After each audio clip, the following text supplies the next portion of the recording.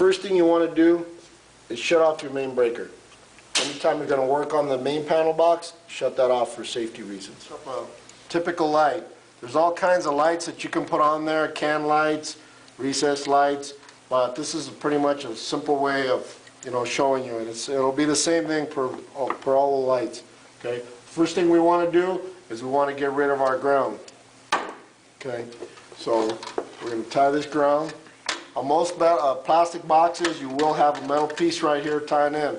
On the steel boxes, you'll have one maybe in the back. Okay. So in this case, we just hook it, put it in there, clamp it down, and tighten it. Once we got that, what I like to do is bury my ground all the way in there, get it out of the way, real deep. Okay, and now I'll tie my light. Okay, I'll peel like about 3/4 of an inch on both of them, and turn it, and I'll tie it. You got the silver and the copper. Okay, silver is always white. Hook it on.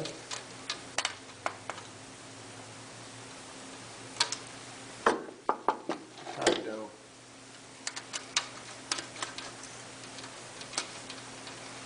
And now I'll tie my copper. And tie it down.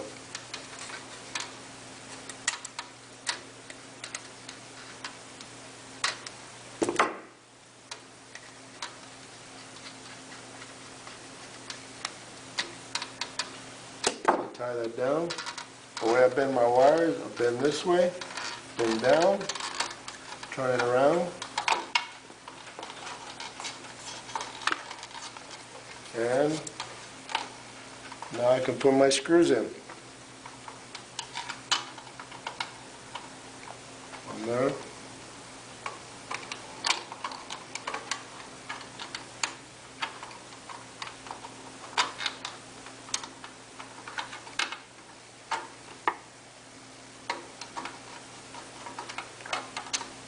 And if you want to save time, I recommend that you get a little drill.